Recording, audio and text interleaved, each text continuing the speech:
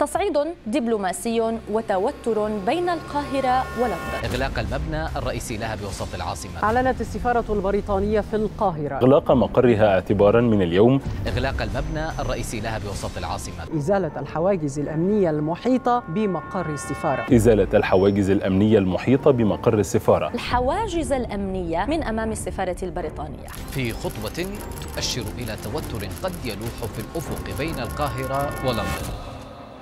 اللي انت شايفه قدامك ده يبقى بيان رسمي من السفارة البريطانية في القاهرة، واللي مقرها بالتحديد في منطقة جاردن سيتي في قلب القاهرة التاريخية. بيقولوا فيه ان بتاريخ 31 أغسطس السلطات المصرية شالت كل الحواجز والعوائق الأمنية اللي كانت بتحمي السفارة في خطوة غير مسبوقة، وبناء عليه هيتم إغلاق السفارة لحد ما يراجعوا مع الحكومة المصرية الإجراءات دي ويعرفوا سببها إيه. عايزك بقى تسمع الفيديو ده كده من آخر فيديو نزلناه على اليوتيوب، نزلناه بالتحديد يوم 29 أغسطس، يعني قبل قرار السلطات المصرية بيومين. وأنا بصراحة بطالب الحكومة المصرية إن هو زي ما في رعونة في حماية السفارات المصرية بره، يحصل نفس الكلام كده عندنا في مصر.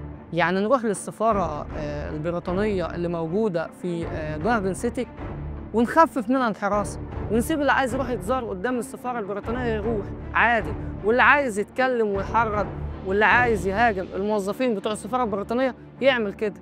أنا بتمنى بصراحة الحكومة المصرية تعمل الكلام ده. طبعا أنا بشكر الحكومة المصرية على الإجراءات الجريئة دي، بصراحة كل التحية والتقدير يعني على رد الفعل ده وطريقة المعاملة بالمثل، عشان يعرفوا بره إن إحنا زعلنا وحش ويخلوا بالهم من السفارات المصرية اللي عندهم. بس السؤال المهم دلوقتي، إيه تداعيات خطوات جريئة زي دي على العلاقات المصرية البريطانية؟ وهل ده ممكن يصعد الموضوع لدرجة إن هو يوصل لقطع العلاقات بين البلدين؟ ولا بريطانيا هتلم شوية الأراضيش اللي قدام السفارات المصرية ويلم الدور؟ ده اللي هنلخصه مع بعض في حلقة النهاردة من الخلاصة.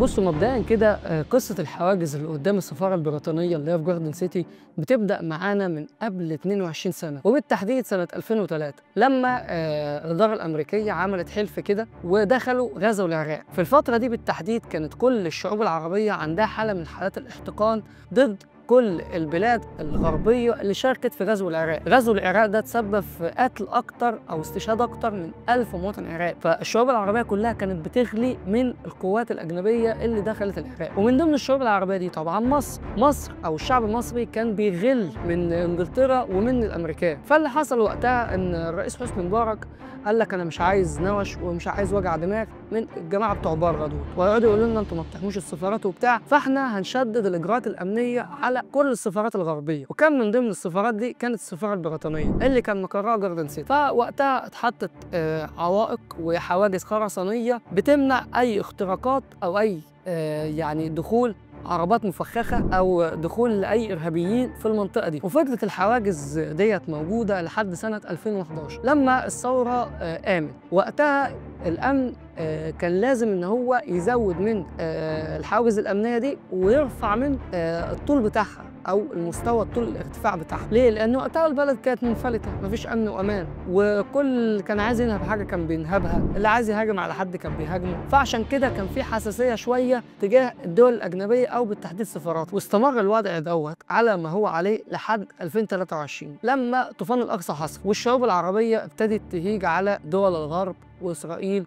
حتى الشعوب الغربية ابتدت تثور على الحكومات لحد ما جينا كده في أوائل 2025 وحصلت حاجة عبثية جدا. الناس جوه إسرائيل كانوا بيتظاهروا ضد مصر في قلب تل أبيب قدام السفارة المصرية، وبيدعوا على مصر إن هي اللي قافلة المعابر وهي اللي مجوعة أهل غزة. من بعد الحادثة دي جه ولد، مش عايز أقول على واد عشان هو مش واد، هو عيل يعني بسكليتة عايش في هولندا اسمه أنس حبيب. الواد ده معارض مصر، هو اللي بدعة الهجوم على السفارات المصرية والتقليل والتهزيء والشتيمة والإهانة في الدبلوماسيين المصريين والموظفين في السفارة المصرية اللي في هولندا. هو عمل كده وابتدت كل السفارات اللي في الدول الغربية المصرية يحصل قدامها تظاهرات من أغلب الشعوب العربية بقى زي تونس زي الجزائر، يعني لا مش المغرب بصراحة، شعوب المغرب في حالها شوية، بس في شوية شعوب من الشعوب العربية ابتدت تتظاهر ضد مصر وتقول إن هم أو إحنا مصر المصريين إحنا اللي قافلين المعبر على إخواتنا، لحد ما الموضوع ما وصل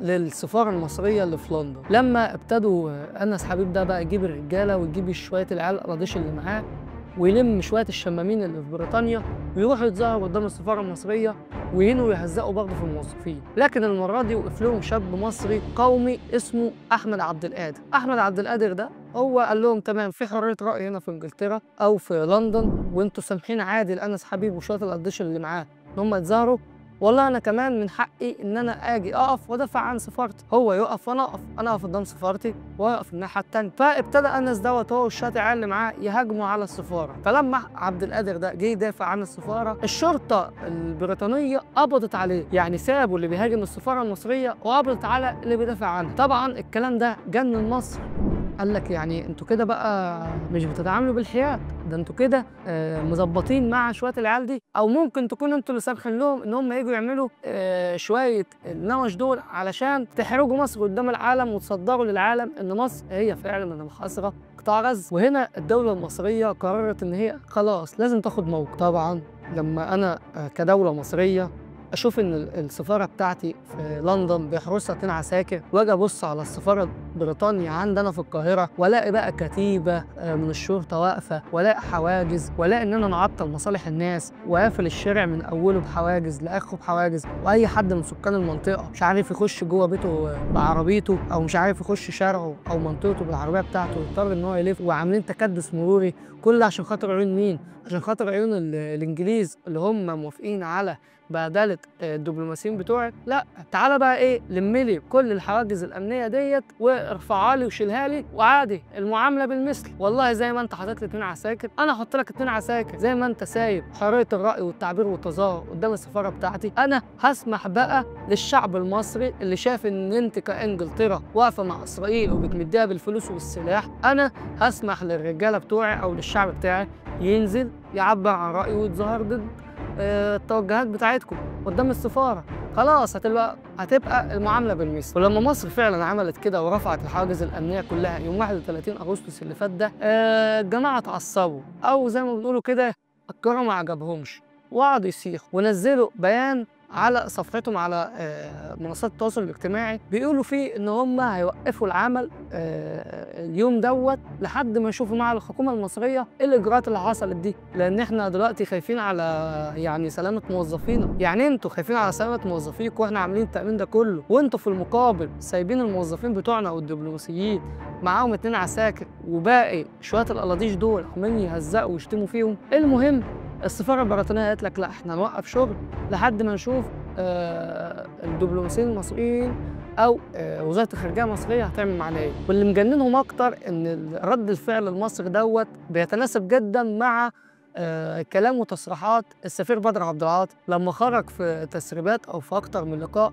وقال لي والله احنا خلاص المعامله هتكون بالمثل، واللي هيدينا قلم هنرد عليه ب10، واي حد هيلمس المسؤولين او الدبلوماسيين المصريين اقفوا قدامه واحنا هنعرف نتعامل معاه ازاي. فده اللي مجننهم، اللي هو يعني هم كانوا فاكرين كلام الدكتور بدر عبد العاطي كلام في الهواء، لكن لما لقوه تنفيذ فعلا على ارض الواقع ده اللي خوفهم اكتر وجننهم. المهم ما يعديش يومين، وبالتحديد النهارده يوم 2 سبتمبر، وترجع السفاره البريطانيه تفتح ابوابها تاني وتنزل على صفحتها على منصات التواصل الاجتماعي ان هم رجعوا للعمل وان خلاص السفاره هتبشر اعمالها عادي. وبعد البيان ده ب6 ساعات نزلوا بوست، يعني انا شايفه ان هو حاجه زي اشاده او مداعبه للحكومه المصريه. في البيان ده هم يعني بيدعوا الاسرائيليين او حكومه نتنياهو ان هم يسهلوا دخول المساعدات لقطاع غزه، والبيان اشاد بدور مصر في المسؤوليه اللي عليك ان كل المساعدات اللي جايه عن طريق دول العالم بتيجي عندنا احنا هنا في مصر قدام معبر رفح، واحنا اللي بنهتم بالمساعدات دي وبنفضل معاها لحد ما ندخلها جوه، وكل المجهودات دي الوحيده اللي هي مسؤوله عنها هي مصر. وبيقولوا بقى ان احنا ممتنين لحكومه مصر وان احنا هنخصص 15 مليون جنيه استرليني في المساعدات اللي هتخش لغزه ومساعدات لمصر. الله الله الله الله الله، ايه اللي حصل؟ من يومين تقول لي انا هوقف العمل في السفاره لحد ما اشوف هو في ايه وتتكلم معايا بنبره عدائيه، وبعد ما يعديش اكتر من يومين وتقول ان انت هتصرف لنا مساعدات وانت بتشيد بدورنا يعني وبتدين اسرائيل. هو ايه اللي حصل في الغرف المغلقه ده؟ كده انا بعتبره انتصار للدبلوماسيه المصريه ول يعني سياسه المعامله بالمثل. سياسه المعامله بالمثل فعلا انتصرت، والناس دول او الجماعه دي ما بتفهمش غير لغه القوه. وانا بتمنى يعني من الحكومه المصريه ان هي تتعامل في الملفات اللي زي كده بنفس رد فعل. والله انت هتتعامل معايا بشكل كويس وتحافظ على الدبلوماسيين بتوعي، هعمل معاك كده. مش هتحميهم، انا كمان مش هحميك. هتقول لي بدعم الحريه وحريه التعبير وحريه التظاهر، انا كمان هعمل معاك كده. لان دول العالم الخارجي او الدول الاستعماريه اللي زي بريطانيا مش هيجي معاهم غير لغه القوه. بس كده يا سيدي، كانت هي دي الحدوته كلها. لو وصلت معانا لحد هنا اعمل لنا لايك واشترك في القناه، متنساش تفعل زر الجرس عشان توصلك الخلاصه. سلام.